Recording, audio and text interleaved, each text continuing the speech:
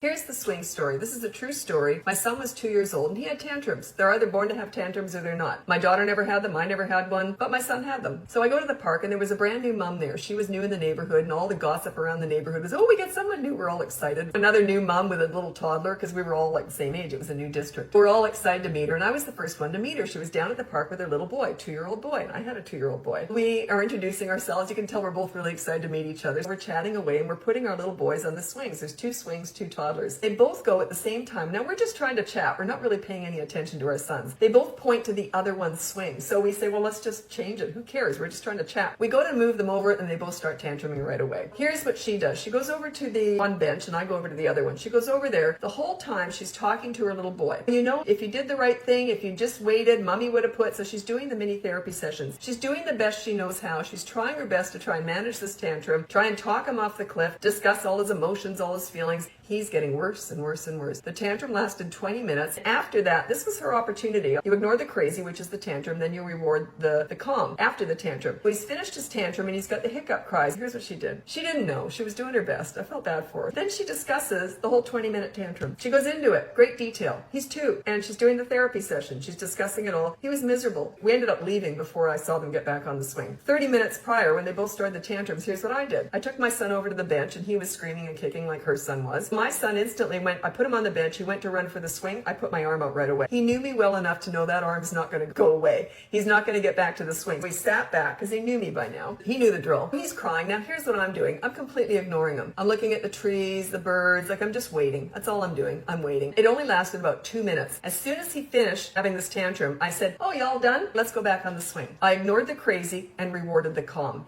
He was starting to catch on to this. He knew as soon as that tantrum stopped, he'd probably get back on the swing. The tantrum stopped, went back on the swing, and then for the rest of that half hour, I just felt so bad for her. She was doing her best, but she kept feeding it. Any attention is tantrum food. Whenever you're trying to talk them off the cliff, talking about their emotions, talking about anything, even eye contact, any attention is fertilizing that tantrum. I felt really bad for her. My son was getting tired of swinging, so we went home, and they were still sitting on the bench. And she looked like a rag doll. She was so emotionally distraught by the end of it. That's the swing story. The thing is that children are not going to learn this right away. My son was already starting to clue in. He was 2. He was starting to understand that mom is never going to feed a tantrum. He was starting to sort of come out of them. Now, they're not going to really stop having tantrums completely if they're that way inclined till they're about 3 or maybe 3.5. But they're going to diminish in intensity, duration, and frequency. That's what I was working with. They're not just going to stop having tantrums because it's in their DNA. It's just the way they deal with stuff. They can't handle those emotions.